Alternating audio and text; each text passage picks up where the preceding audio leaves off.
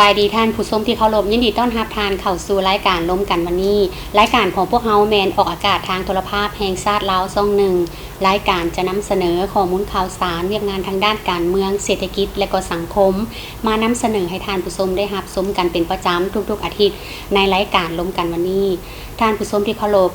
ในปัจจุบันนี้ก็ถือว่าทั่วภาคทั่วกองทัพทั่วปวงชนลาวทั้งชาติพร้อมสร้างขบวนการเพื่อคำนับรับต้อนวันชาติที่2ธันวาคมครบรอบ50ปีและวันคล้ายวันเกิดประธานไก่สอนพรหมวิหารครบรอบ105ปีดังนั้นทางทีมงานรายการล้มกันวันนี้ของพวกเราก็ได้มาที่สถาบันคงจื้อมหาวิทยาลัยแห่งชาติเพื่อมาร่วมสัมภาษณ์ท่านปริญญาเอกศรีสวัสดิ์พรณไซห้องพระเนตรค้นคว้าและศึกษาหลังปริญญาตรีสถาบันคงจื้อมหาวิทยาลัยแห่งชาติที่สละเวลาเข้าร่วมสนทนาในรายการของพวกเราในมื้อนี้เจ้าสบายดีท่านสบายดีพิธีกรสบายดีท่านผู้ชมก็ต้องขอบใจกับท่านหลายๆที่เข้าร่วมสนทนาในรายการของพวกเราใน15นาทีทำอิฐในมื้อนี้ก่อนอื่นก็อยากจะให้ทางทานได้กล่าวถึงเกี่ยวกับความรู้สึกในการเข้าร่วมแข่งขันในครั้งนี้ว่ามีความรู้สึกแนวใดหรือว่ามีแรงบันดาลใจมีแรงจูงใจแนวใดที่ว่าเฮาเข้าร่วมการแข่งขันในการคัดเลือกเจ้าก่อนอื่นมันก็รู้สึกเป็นเกียรติเลยภาคภูมิใจที่ว่าโทรภาพแห่งชาติของพวกเขาได้มาเอาข้อมูลเกี่ยวกับการแข่งขันครูสอนภาษาจีนตัวแบบของประเทศหัวข้อที่ว่าครูสอนตัวแบบของประเทศอาเซียนตะวันออกเฉียงใต้ซึ่งว่ามีผู้เข้าร่วมทั้งหมด32กว่าคนและมีประเทศของบรรดาประเทศอาเซียนหรือว่าอาเซียนตะวันออกเฉียงใต้เข้าร่วมทั้งหมด7ประเทศในนั้นในนามเป็นตัวแทนของประเทศลาวไปเข้าร่วมมันก็รู้สึกเป็นเกียรติเพราะว่านักแข่งขันของแต่ละประเทศจะเป็นผู้ที่ว่ามีประสบการณ์ทางด้านภาษาจีนทักษะการสอนเขาเจ้าก็จะเข้มแข็งจะเป็นการคัดเลือกรายลบรายเต้าแล้วจึงเอามาแข่งขันในเวทีการแข่งขันนี้ซึ่งว่าการแข่งขันนี้จัดขึ้นอยู่ที่ประเทศมาเลเซียและการแข่งขันเที่ยวนี้ก็ถึงว่าพวกเขาจะได้รับเป็นรางวัลชนะเลิศของผู้แข่งขันสำหรับผู้ใหญ่แต่ว่าพวกเขาก็ยังรู้สึกบ่คาดคิดว่าจะเอาชนะเขาเจ้าได้นะเพราะคู่แข่งขันยอมรับว่าเก่งหลายจะเป็นมีการศึกษาระดับปริญญาตรีและโทเอกหรือว่ามีการเรียนอยู่ประเทศจีนแต่มัธยมบางประเทศก็จะเป็นลูกหรือว่าเสื้อสายจีนและเหตุให้พวกเขาก็มีความกดดันในตอนไปแข่งขันมีแต่ว่าคิดในใจเสมอว่าพวกเขาในนามตัวแทนของประเทศลาวเขาต้องสร้างผลงานให้ได้เต็มที่ถึงว่าผลจะออกมาอะไรก็ตามแต่ว่าผลที่ได้รับมานี่ก็อาจจะว่าเกินคาดคิดเกินคาดของพวกเขาเจ้ายังให้อาจารย์ได้เล่าบรรยากาศของมื้อการแข่งขันบรรยากาศตัวจริงอยู่เทิงเวทีหันว่ามีบรรยากาศเป็นคือแนวใดและอาจารย์ได้รับคำถามจากคณะกรรมการเป็นคำถามรูปแบบใดจ้ะเมื่อบรรยากาศที่ว่าประกาศผลการแข่งขันนี่ก็รู้สึกว่าเวทีมันก็ยิ่งใหญ่อลังการดีแล้วพวกเขาก็บ่คาดคิดว่ามันสิแม่นครูสอนที่ว่ามาจากประเทศลาวเขาเป็นผู้ชนะเลิศเพราะว่าเวลาคณะกรรมการอ่านไปแต่ละประเทศหมดแล้วยังเหลือรางวัลสุดท้ายเป็นรางวัลชนะเลิศอาจารย์คิดในใจบ่ตอนนี้คิดในใจบ่ตอนนี้เหลือประเทศเดียวคิดในใจอยู่โอ้บ่แม่นเขาคณะกรรมการได้ลืมชื่อประเทศลาวเฮาไปแล้วบ่คิดในใจอยู่โอ้เจ้าแล้วภายหลังจากนั้นบ่ดนปานใดเพิ่นก็ได้ประกาศขึ้นมาว่าผู้ได้รับรางวัลชนะเลิศของการแข่งขันครูสอนตัวแบบสำหรับผู้ใหญ่นี่มาจากสาธารณรัฐประชาธิปไตยประชาชนลาวมหาวิทยาลัยแห่งชาติสถาบันคงจื้อพร้อมด้วยชื่อข้าพเจ้านี่เวลานั้นรู้สึกตื่นเต้นก็ยังบ่ออกเลยแบบว่าโอ้อันนี้บ่แม่นรางวัลชนะเลิศอันนี้บ่แม่นรางวัลที่ว่ายิ่งใหญ่เพราะว่าตลอดชีวิตที่ว่าเป็นครูสอนมาในพวกเขาก็ถือว่าจะเป็นรางวัลที่ว่ายิ่งใหญ่ที่สุดสำหรับชีวิตครูของพวกเขาเนี่ยจ้าและ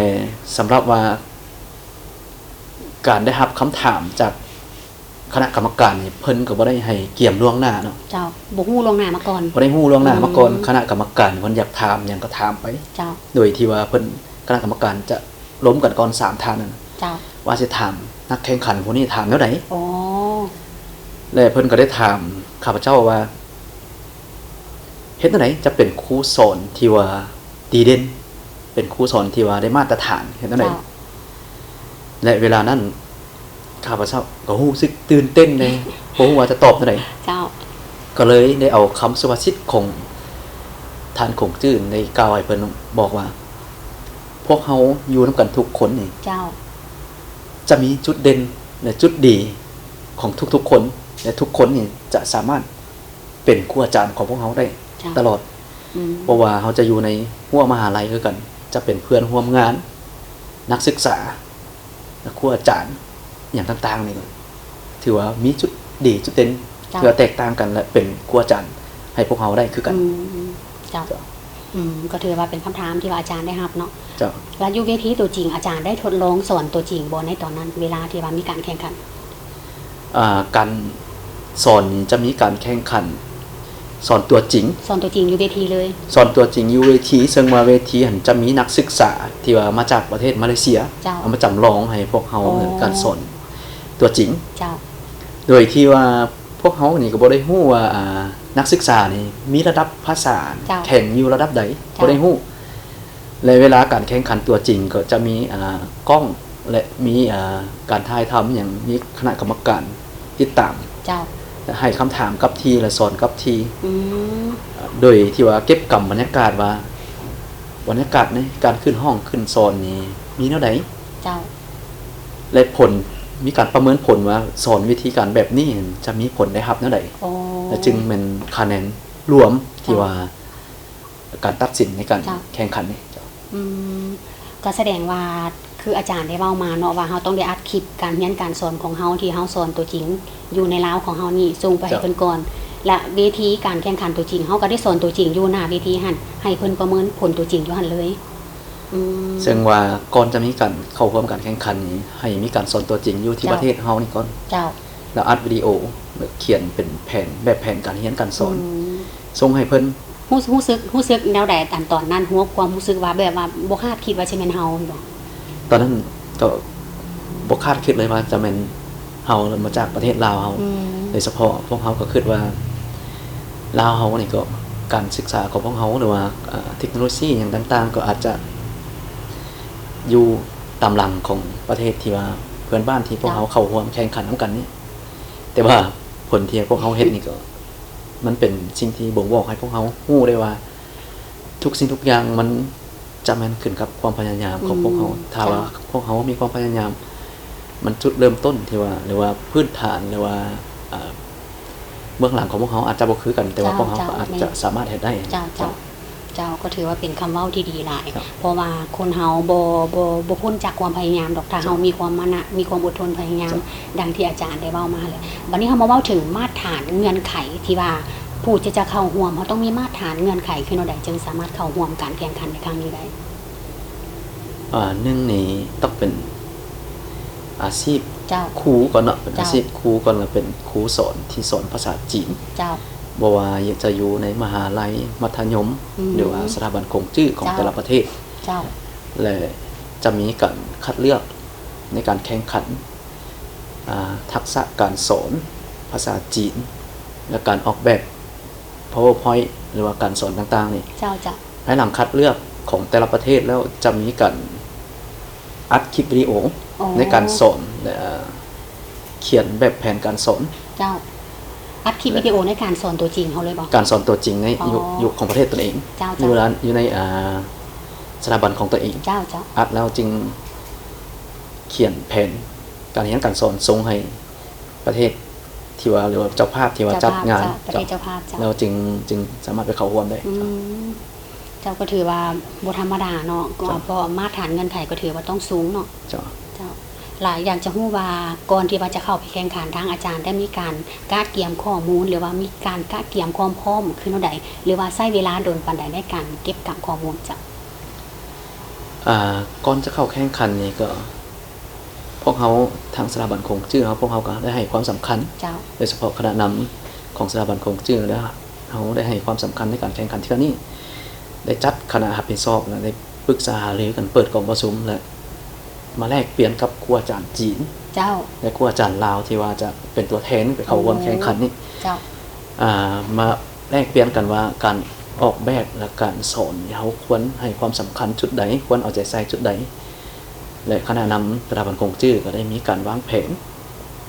อย่างละเอียดว่าพวกเขาควรไปฮอดก่อนมื้อใดแล้วพวกเขาควรเกี่ยมมื้อใดและควรไปสำรวจสนามมื้อใด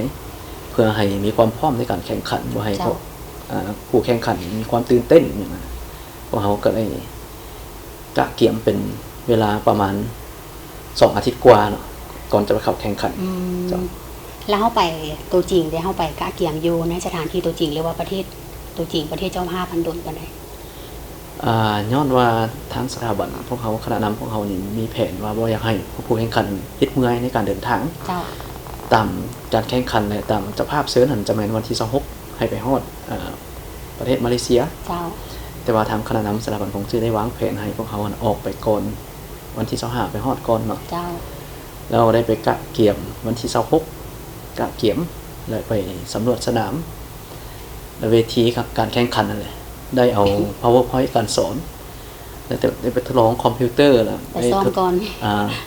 ทดลอง PowerPoint ทดลองเมาส์หรือว่าเลเซอร์ในการเลื่อนอย่างต่างๆลองไม้ลองอย่างก่อนไปซ้อมก่อนก็ประมาณมื้อนึงไปก่อนเจ้าแล้วมื้อตัวจริงมื้อเฮาแข่งขันตัวจริงวันที่มื้อเฮาแข่งขันตัวจริงนี่แม่นวันที่27เนาะเจ้าแล้วแม่นเฮาแข่งขันในมื้อวันที่27นั่นแหละแม่นเพิ่นประกาศผลวันที่27นั่นเลยบ่มื้อประกาศผลจะเป็นมื้อวันที่28หมายความว่าทางคณะกรรมการเพิ่นต้องได้รวบรวมคะแนนของพวกเฮาซะก่อนแล้วจังประกาศตามหลังเจ้าเพราะว่าการแข่งขันนี้จะมีทักษะการสอนการออกแบบและจะมีตอบคำถามคณะกรรมการซึ่งคณะกรรมการก็จะเป็นที่คัดเลือกมาจากประเทศจีนมาจากมหาวิทยาลัยนานาชาติศึกษาปักกิ่งเนาะเพิ่นจะเป็นคนถามคำถามเกี่ยวกับวัฒนธรรมและความรู้เกี่ยวกับการศึกษาของภาษาจีนต่างๆและจะมีการประเมินคะแนนประเมินหลายอันหลายปัจจัยใช้กันและจึงเป็นมือประกาศอีกมือนึงต่างหากเจ้าก็ถือว่าได้รวบรวมหลายเกี่ยวกับหลายๆคะแนนดังที่อาจารย์ว่ามาเนาะประเมินได้หลายด้านกลัวจะมาเป็นคะแนนของพวกเราและกลัวจะประกาศในวันที่28ดังที่อาจารย์ได้เว้ามาเนาะและตามทัศนะส่วนตัวของอาจารย์คิดว่าเฮาสามารถถอดถอนบทเรียนอย่างได้เดจากการแข่งขันในครั้งนี้สามารถถอดถอนบทเรียนได้จากการแข่งขันครั้งนี้มันจะมีว่าพวกเขาควรจะหรือว่าทุกภาคส่วนที่ว่าเฮ็ดเวียกเกี่ยวกับภาครัฐหรือว่าเอกชนก็ตามพวกเขาต้องพยายามศึกษาและเดินตามให้มันทันยุคสมัยโดยเฉพาะยุคดิจิตอลยุคปัญญาประดิษฐ์นี่พวกเขาเฮ็ดแนวใดจะหันปัญญาประดิษฐ์หรือว่าดิจิตอลนี่มาบริการหรือว่าให้สร้างผลประโยชน์ให้แก่มวลมนุษย์หรือว่านักศึกษาครูอาจารย์ของพวกเขาให้มันหลายขึ้นแต่ว่าในนั้นเขาเป็นครูสอนจะบ่แม่นจะเป็นผู้สอนให้กับนักศึกษาของพวกเขาเนี่ยเข้าใจการนำใช้ดิจิตอลหรือว่าปัญญาประดิษฐ์นี่แล้วใดเท่านั้นเพราะมันเป็นดาบสองคมปัจจุบันนี้พวกเขาต้องสอนให้นักศึกษาของพวกเขาเข้าใจในการวิเคราะห์วิจัยข้อมูลข่าวสารตัวใดแม่นความจริงแท้ตัวใดมันบ่แม่นความจริงและจึงจะเฮ็ดให้นักศึกษาพวกเขาเข้าใจในการนำใช้ตัวนี้เฮ็ดให้มันเกิดผลประโยชน์ต่อตัวเองแต่ว่าสำหรับตัวที่ไปแข่งขันตัวจริงแท้จะแม่นหัวข้อใหม่อีกหัวข้อนึงต่างหากอีกเจ้าคนละหัวข้อเลยจะมีการสอนตัวจริงอยู่กับเวทีอันอีกตึมเจ้าที่ว่าบ่ให้เฮาซ้อมมาก่อน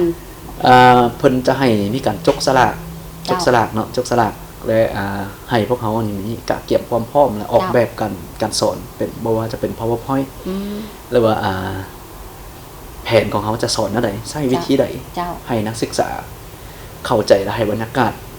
ในห้องเรียนมันออกมาฟดฟื้นดีแล้วได้ความรู้ได้ทั้งบรรยากาศการเรียนการสอนพร้อมนะและตามทัศนะของอาจารย์อีกในจุดหนึ่งอาจารย์คิดว่าจะนำเอาบทเรียนดังกล่าวนี่ที่ทางอาจารย์ได้รับความสำเร็จดังกล่าวนี่มาเผยแพร่ให้กับบรรดาครูอาจารย์หรือว่าบรรดาน้องๆนักเรียนได้รับรู้และนำไปเป็นบทเรียนสืบต่อขึ้นเอาได้ถ้าว่ามีโอกาสก็จะเอา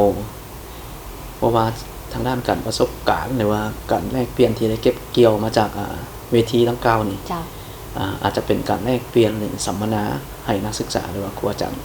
ในองค์กรเดียวกันหรือว่าองค์กรอื่นก็ ดีคือกัน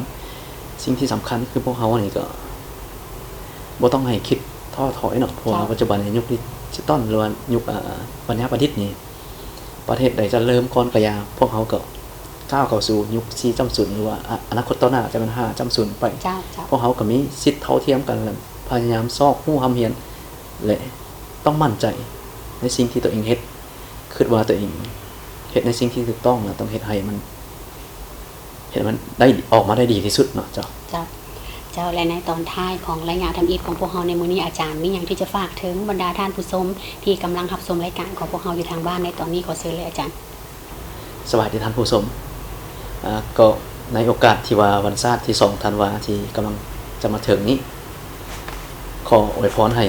การนำภาครัฐประสบผลสำเร็จในหน้าที่การงานอันสูงส่งของบรรดาท่านและนักศึกษาก็ขอให้ประสบผลสำเร็จในหน้าที่การศึกษาและให้มีการประกอบส่วนเข้าในบ่ว่าจะเป็นภาคส่วนรัฐหรือเอกชนก็จะเป็นเวียกงานสร้างสรรค์พัฒนาของประเทศชาติเฮาอย่างเต็มที่และตอนนี้ทางทีมงานรายการร่วมกันวันนี้ก็ขอขอบใจกับท่านอีกครั้งนึงที่สละเวลาเข้าร่วมสนทนาในรายการของพวกเฮาในระยะทำอิฐในมื้อนี้และขออวยพรไซอันประเสริฐให้ท่านประสบผลสำเร็จในหน้าที่เวียกงานทุกประการขอขอบใจหลายๆเจ้าขอขอบใจเจ้าท่านผู้ชมที่เข้ารอบตอนนี้ให้ท่านผู้ชมไปพักชมสิ่งที่น่าสนใจจากทางรายการของพวกเฮากันก่อนแล้วจึงกลับมาพบกันในรายงานที่2ของรายการล้มกันวันนี้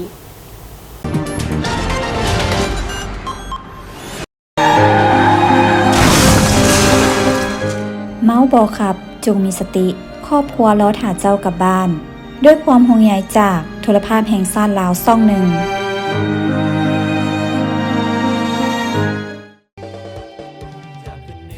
เสริญท่องเที่ยวมรดกโลกมรดกลาวหลวงพระบางเมืองงามอาหามหุงเมืองนุ่งผ้าไหม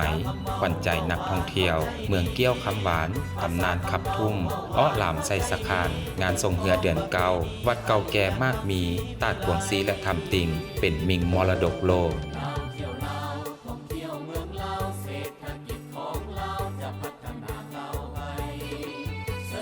เอกลักษณ์วัดภูกุหลาบปากเซกาเฟปากซองน้ำของตนคอนสีพันดอนลือนาม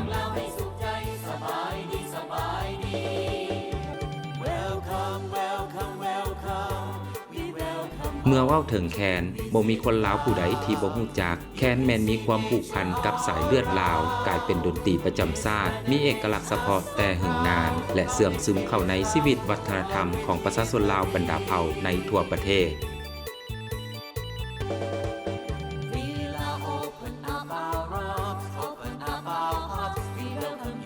เสินเที่ยวเสียงขวางดินแดนผู้เพียงอันกว้างไกลอากาศเย็นสดใสทงให้หินลือนามสาวงามแดนเมืองพวนเข้าใกล้น้อยหอมหวนมวลชนพุ่มลุมสามัคคี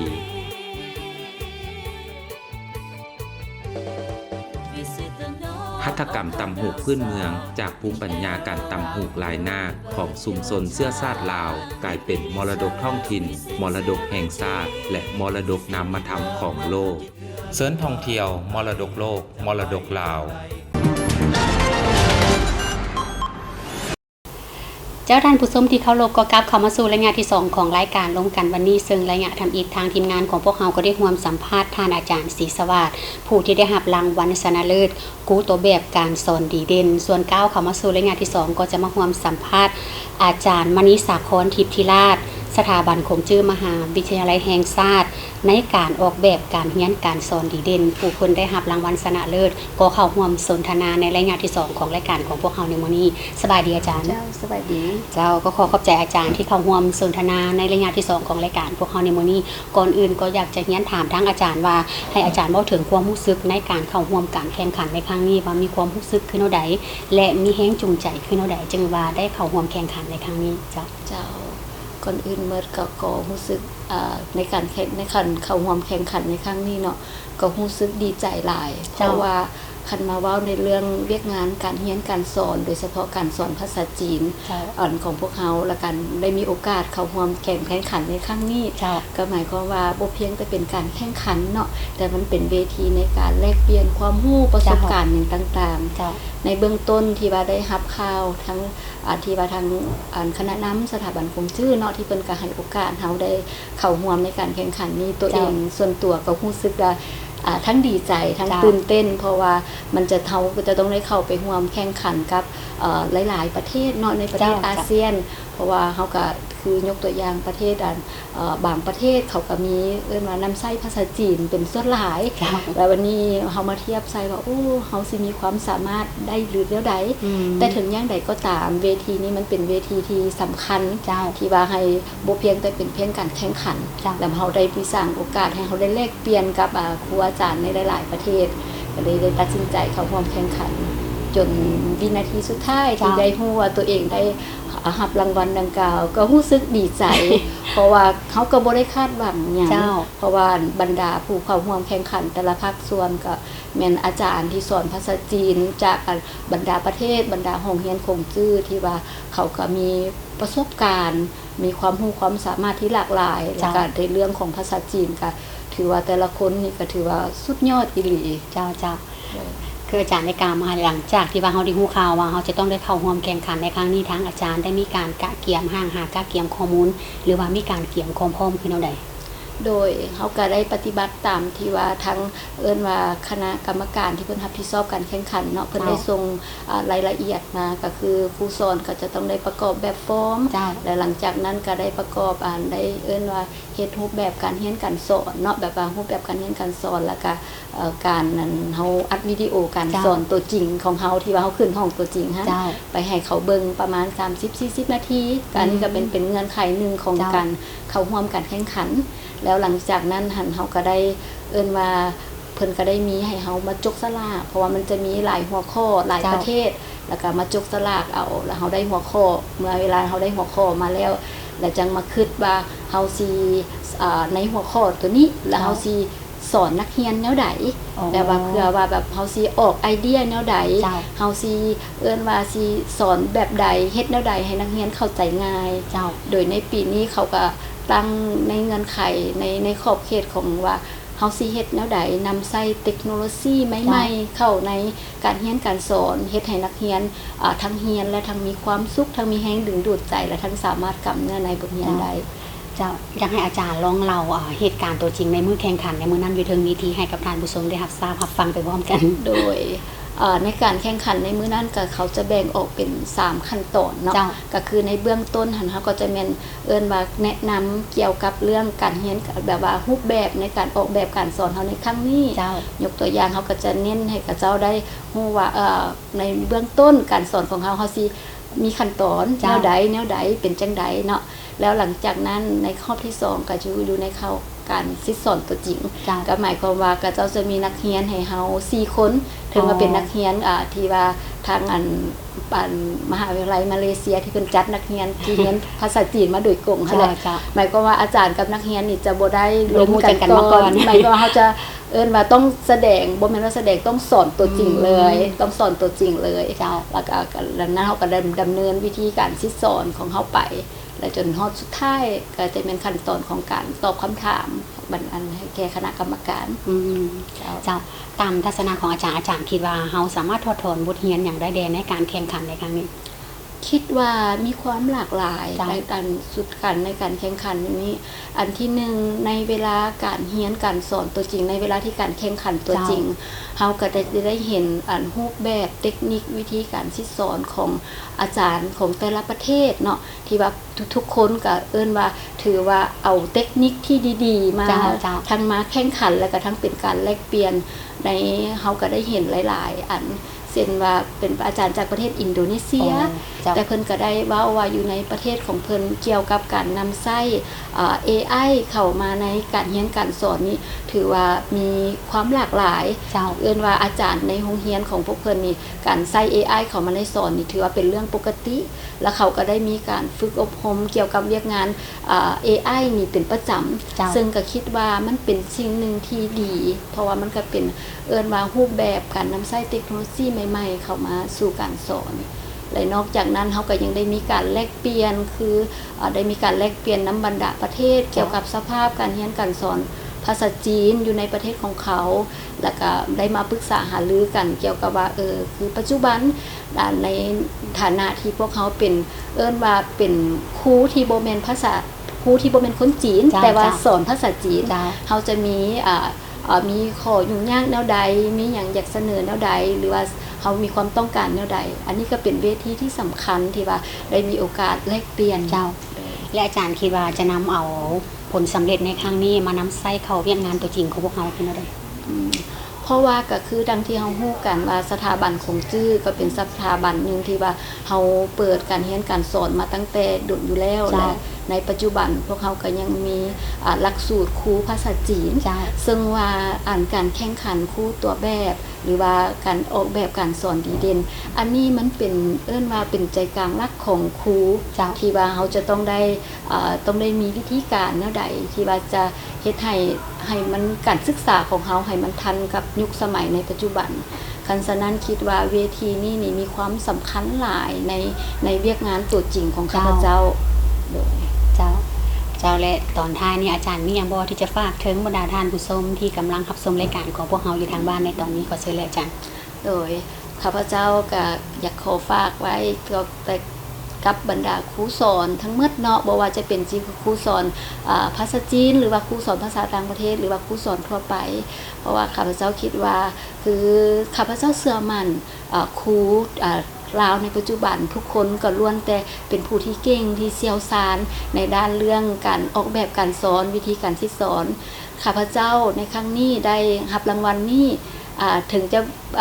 เบิ่งก็คือว่าเป็นรางวัลการออกแบบการสอนดีเด่นแต่ในตัวจริงแล้วค่ะข้าพเจ้าคิดว่ายังมีหลายๆอาจารย์ที่อยู่ในลาวนี่ที่ว่าอาจจะเก่งหลายๆกว่านี้เนาะและก็ข้าพเจ้าก็ยังเชื่อมั่นว่าทีมได้มีโอกาสได้ดำไส้ความรู้ที่ข้าพเจ้าได้ไปแข่งขันมานี่ได้มีโอกาสมาแลกเปลี่ยนกับบรรดาทานจะพยายามแบบว่านำไส้เทคโนโลยีใหม่ๆในปัจจุบันเข้าประกอบในการสอนอันนี้จะเฮ็ดให้เฮาจึงเฮ็ดให้การศึกษาเฮามีความเข้มแข็งและก็สามารถว่าก้าวเข้าไปสู่สากลเจ้าและในโอกาสที่ว่าวันชาติที่2ธันวาจะหมุนเวียนมาครบรอบ50ปีแล้วก็วันคล้ายวันเกิดประธานไกรสอนพรหมวิหารครบรอบ105ปีอยากจะให้ทางอาจารย์ได้อวยพรให้แก่การนำพักหลักเนื่องในโอกาสวันชาติที่2ธันวาที่จะมาถึงแล้วก็เนื่องในโอกาสวันเฉลิมฉลองครบรอบวันเกิดของท่านไกรสอนพรหมวิหารเนาะข้าพเจ้าในนามพนักงานรัฐกรครูสอนคนหนึ่งข้าพเจ้าก็ขออวยพรให้แก่การนำภาครัฐในประเทศลาวจงมีอายุมั่นขวัญยืนและก็ขอให้ประเทศลาวของพวกเขาพัฒนาก้าวขึ้นยิ่งขึ้นไปจากและมาฮอดตอนนี้ทางทีมงานรายการร่วมกันวันนี้ก็ต้องขอบใจกับอาจารย์อีกครั้งหนึ่งที่สละเวลาเข้าร่วมสนทนาในรายการในมื้อนี้และก็ต้องขออวยพรไซอันประเสริฐให้อาจารย์นั้นประสบผลสำเร็จในหน้าที่เวียกงานทุกประการขอขอบใจหลายๆเจ้าก็ขอบใจเช่นกันเจ้าท่านผู้ชมที่เคารพมาฮอดนี้เวลาของรายการร่วมกันวันนี้ก็ได้หมดเวลาลงเพียงเท่านี้พบกันใหม่โอกาสหน้าสำหรับมื้อนี้ข้าพเจ้าสุรินทราสุทธิธรรมพร้อมด้วยแขกรับเชิญขอลาทานผู้ชมไปก่อนขอให้ทุกท่านโชคดี